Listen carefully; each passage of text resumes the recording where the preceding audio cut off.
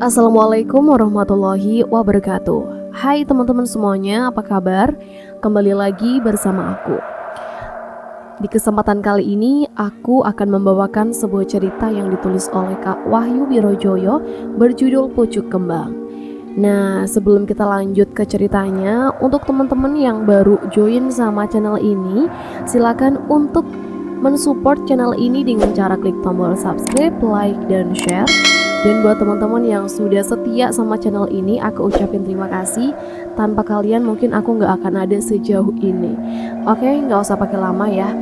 Pokoknya support terus channel ini ya teman-teman, supaya aku bisa terus membawakan sebuah cerita-cerita yang menarik lainnya. Oke, langsung saja kita masuk ke cerita dari Pucuk Kembang.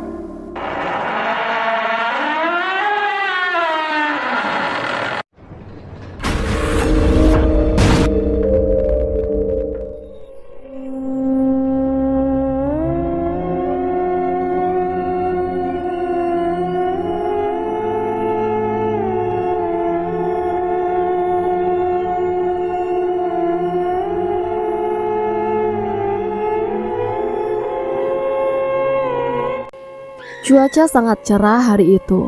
Pegunungan dan sawah nampak sangat indah dari kejauhan.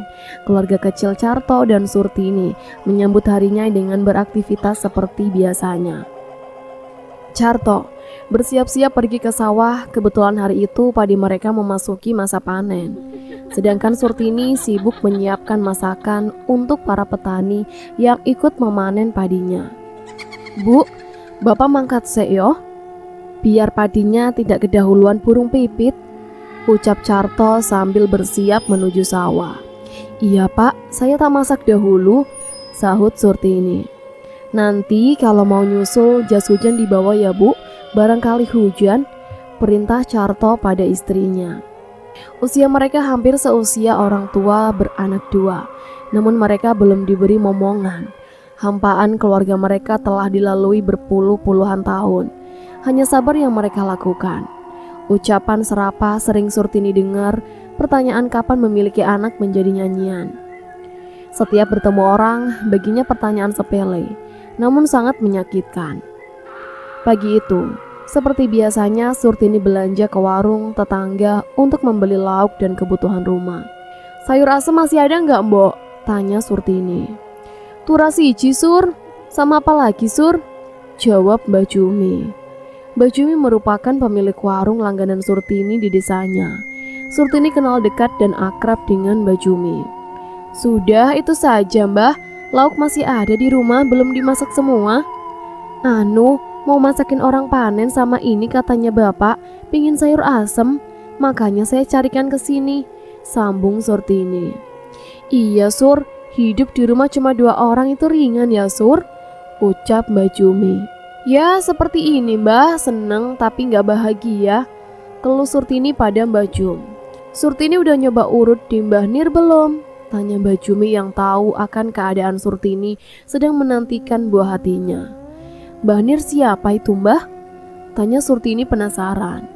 "Dukun bayi kampung sebelah Sur," jawab Mbah Jum. "Nanti saya tuliskan alamatnya ya, barangkali jadi lantaran kamu memiliki anak," ucap Mbak Jum. Surtini telah memegang kertas berisikan alamat dukun bayi dari Mbak Jum. Namun Surtini bimbang untuk memberitahu suaminya tentang konsultasi ke dukun bayi kampung sebelah.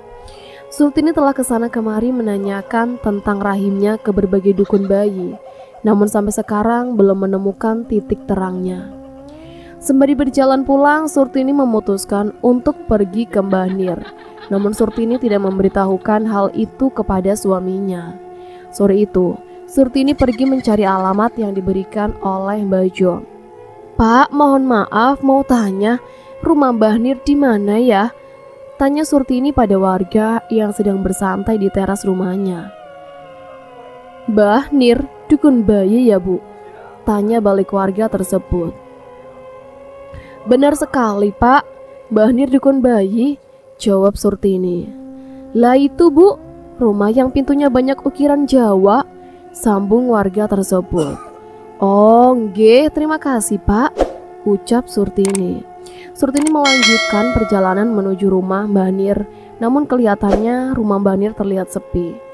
Kula nuwun. Kula nuwun. Surtini mengetuk pintu rumah Mbah Nir. Monggo. Terdengar suara sahutan dari dalam rumah Mbah Nir. Silakan Bu masuk, ucap nenek tua sembari membuka pintunya. Mohon maaf Mbah, mau tanya, ini benar rumahnya Mbah Nir ya? Tanya Surtini pada nenek tersebut. Bener Nduk, Mbah Nir itu saya, ada apa ya?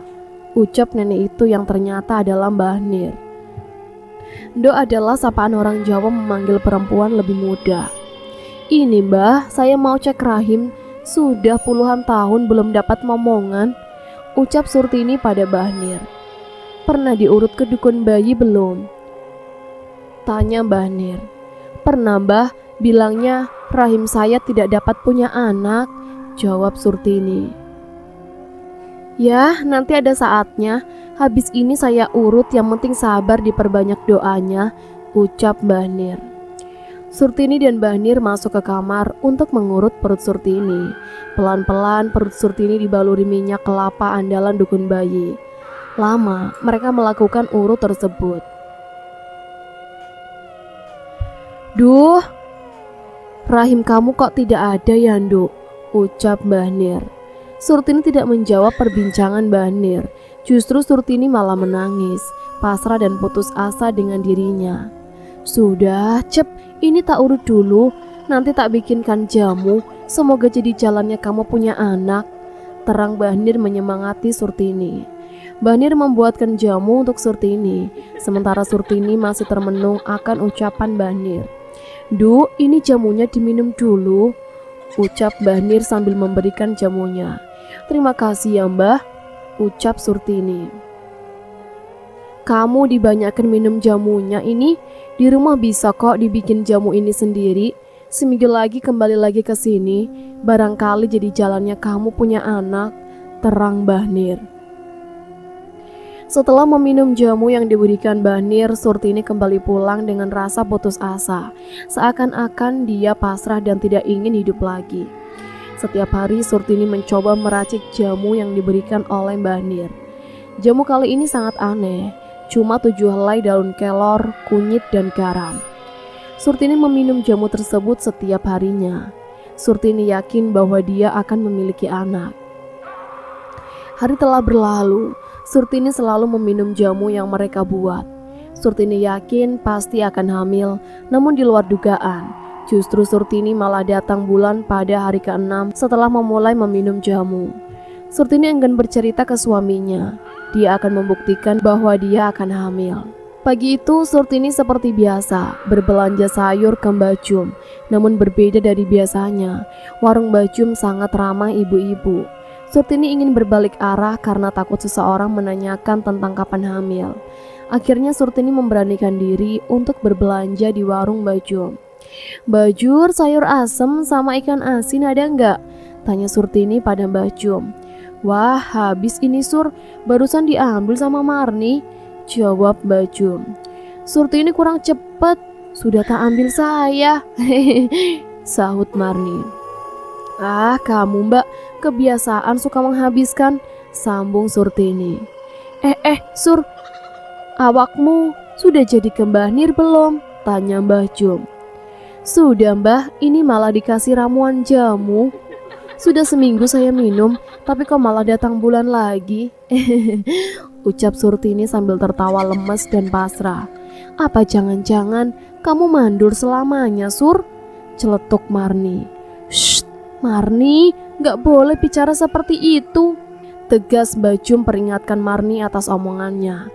Lah, nyatanya sudah tahunan belum punya anak sendiri, wong saya aja sudah hampir 3, ucap Marni membela dirinya. Mbah, saya ikan asin sama kangkung saja, ini uangnya, ucap Surtini yang hatinya tersinggung atas omongan Marni.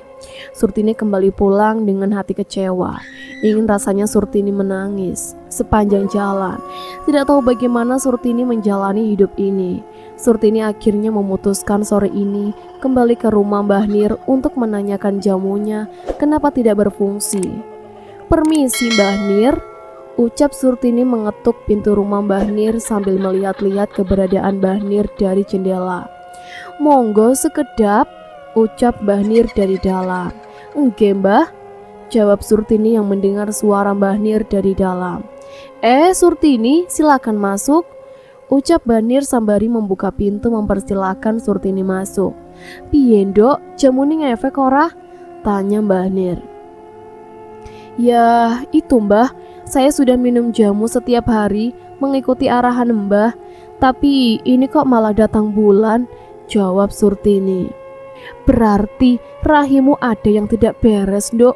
Awakmu tahu keguguran boten Nduk?" tanya Mbak Surtini. "Belum, sejak nikah belum pernah ada janin," jawab Surtini.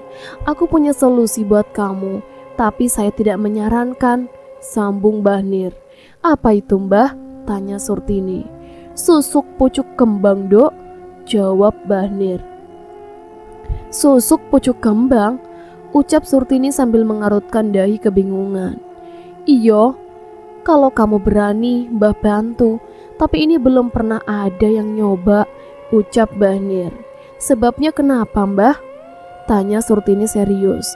"Yo iku krono tumbali jantung bayi sing nembe lair alias pucuk kembang," sosok Surtini. "Mbah, mohon maaf, tapi tidak aneh di logika. Saya pengen bayi tapi membunuh bayi," ucap Surtini gemetar. "Yo niku sarate Nduk, nek pengen duwe anak kudu ngei anak, dinggo sing ngei awakmu," terang Mbah Nir menjelaskan pada Surtini. "Tidak ada cara lain Mbah?" tanya Surtini. "Dari Mbah cuma itu Nduk, Mbah juga tidak menyarankan, lebih baik sabar, yakin pasti bisa," sambung Mbah Nir. "Nggih Mbah, kula pengen gada bayi, apa saya tega membunuh bayi?" ucap Surtini. "Susuk itu tidak ada yang berani menggunakan Dok, fungsinya juga banyak, bisa untuk kekayaan, memiliki anak, awet muda, cuma tumbalnya tidak main-main," terang Mbah Sur. "Iya Mbah, saya pikirkan dulu," ucap Surtini. "Ini kan kamu masih haid, nah syarat untuk mengikatnya adalah dengan darah haid," jelas Mbah Nir menerangkan ke Surtini. "Nggih Mbah, saya pamit dulu." Surtini berpamitan untuk pulang karena merasa aneh dengan Mbah Nir. Dia melarang namun juga membujuk dirinya. Surtini beranjak pulang ke rumah. Perasaan takut bimbang mulai menghantui Surtini. Jelas, hal yang menakutkan bagi perempuan, menginginkan bayi namun harus membunuh bayi. Sepanjang perjalanan, Surtini dihantui saran dari Mbah Nir. Alih-alih dia menginginkan mimpinya sejak muda, namun pantangan yang harus dia hadapi bukan hal sepele. "Dari mana Bu? Kok sore banget?" tanya Carto yang ternyata sudah sampai di rumah duluan. "Baru dari Mbah Marni, pincang-pincang belajar hamil Pak," jawab Surtini dengan terpaksa berbohong pada suaminya karena sang suami tidak ingin dia mengetahuinya. "Oh ya syukur, nah gitu kumpul sama temennya sambil belanja gitu loh," ucap Carto yang selalu sabar menghadapi istrinya supaya tidak putus asa. Sebenarnya Carto juga menginginkan sebuah momongan, namun Carto sadar dia adalah pemimpin keluarga. Carto tidak pernah mengekang istrinya harus memiliki anak, apalagi sampai meninggalkan istrinya. Menjadi keluarga harmonis saja Carto sudah merasakan bersyukur. Setiap malam Surtini selalu memikirkan apa yang dikatakan oleh Mbah Nir. Merasa ingin melakukan hal itu, namun syarat yang harus dilakukan di luar nalar. Setiap hari kebimbangan menghantuinya. Setiap kali mendengar kabar itu, melahirkan Surtini selalu menawarkan diri akan mengadopsi anaknya. Namun buah hati adalah impian semua orang. Tak satupun ibu yang Surtini temui memberikan buah hatinya. Saat bulan purnama terlihat sangat cerah, Surtini melamun memikirkan dirinya di teras rumah.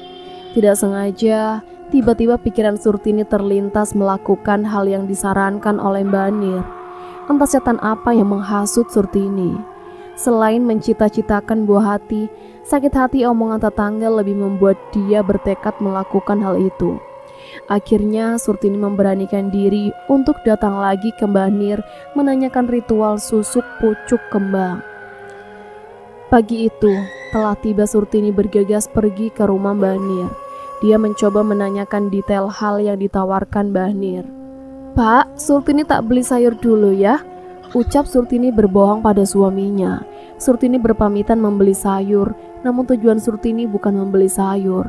Tujuan Surtini adalah Mbah Nir. "Oh iya Bu, Bapak mau langsung ke sawah ini? Bapak nanti dikirim ya, di sawah ada orang yang mencangkul," jawab Carto yang segera beranjak menuju sawahnya. "Iya Pak, nanti siangan Surtini susul ke sawah," sambung Surtini. Setelah memastikan Carto pergi ke sawah, Surtini langsung menuju ke Mbah Nir. Dia terpaksa membohongi suaminya karena hal yang akan dia lakukan sangatlah dibenci suami. "Permisi Mbah Nir, ini saya Surtini," ucap Surtini dari luar rumah Mbah Nir. "Masuk saja Nduk, ini Mbah lagi goreng ikan asin," ucap Mbah Nir yang sepertinya sedang menyiapkan sarapan untuk dirinya. "Iya Mbah, terima kasih," ucap Surtini sembari membuka pintu rumah Mbah Nir dan menempatkan diri untuk duduk. "Sebentar Yondo, Mbah lagi goreng ikan asin, bahaya nanti gosong," sambung Mbah Nir yang menjelaskan ke Surtini alasan tidak langsung menemuinya. "Nggih Mbah, selesaikan dulu saja," ucap Surtini dari ruang tamu. Sembari menunggu Mbah Nir selesai memasak, Surtini melihat-lihat lukisan di dinding rumah Mbah Nir. Nampak lukisan keluarga Mbah Nir terpajang di sana dan melihat banyak lukisan mirip Mbah Nir yang sedang bertapa di suatu tempat seperti goa, namun banyak bunganya. Salut tapi aneh, Mbah Nir perempuan tapi jiwanya seperti laki-laki. Karena bertapa biasanya dilakukan oleh kaum laki-laki. "Sekalian sarapan dulu Yondo," ajak Mbah Nir yang tiba-tiba sudah di sebelah Surtini dan mengagetkan pandangan Surtini. Mbah, waduh, gak usah repot-repot toh Mbah. Surtini sudah sarapan," jawab Surtini kaget dari pandangannya. "Gak apa-apa Nduk, Mbah pengen ditemani, lama tidak ditemani makan, sini masuk," ucap Mbah Nir lesu sambil mengajak Surtini masuk ke dapurnya. "Oh iya Mbah, anak-anak Mbah di mana?" tanya Surtini pada Mbah Nir. "Anak Mbah sudah meninggal sejak umur 10 tahun, suami Mbah juga meninggal.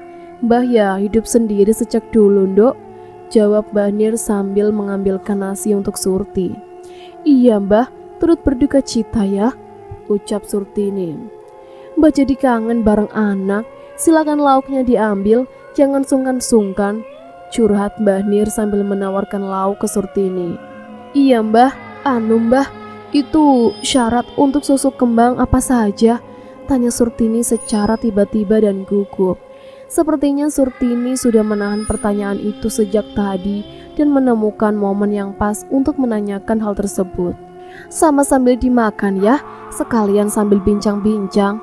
Kalau Nduk Surtini pingin punya anak, minggu depan Mbah akadkan sama susuk pucuk kembang. Mbah punya cara. Kampung sebelah ada ibu yang lagi hamil sebentar lagi melahirkan. Nduk Surtini, nanti saya ajarkan cara menjadi dukun bayi," terang Mbah Nir memberikan cara ke Surtini. Surtini paham maksud Mbah Nir. Dia bukan mengajarkan cara untuk menjadi dukun bayi, melainkan cara untuk mendapatkan tumbal bayi. "Iya Mbah, Surtini bisa memulai kapan ya Mbah?" tanya Surtini. "Syaratnya malam purnama, besok malam purnama terakhir," terang Mbah Nir. "Iya Mbah." Surtini pikirkan lagi ya, ini Surtini mau pergi dulu, besok Surtini kembali lagi ke sini, ucap Surtini yang penuh keraguan akan melakukan hal itu. Setelah selesai sarapan yang disambung dengan bincang-bincang, Surtini lanjut pulang ke rumah. Karena Surtini ingat janji Surtini pada suaminya yang berjanji akan menyusul suaminya ke sawah. Untuk menghindari kecurigaan suami, Surtini bergegas pulang. Pelan-pelan hasutan Mbah Nir kian meracuni Surtini. Sekarang bukan lagi perihal hati Surtini, kasihan dengan bayi, tapi tekad Surtini memiliki buah hati. Sosok Surtini yang lembut dan santun hilang seketika karena impian dan sakit hatinya. Entah setan apa yang sudah merasuki hati Surtini. Surtini memutuskan untuk melakukan ritual pucuk kembang tanpa mengetahui imbasnya.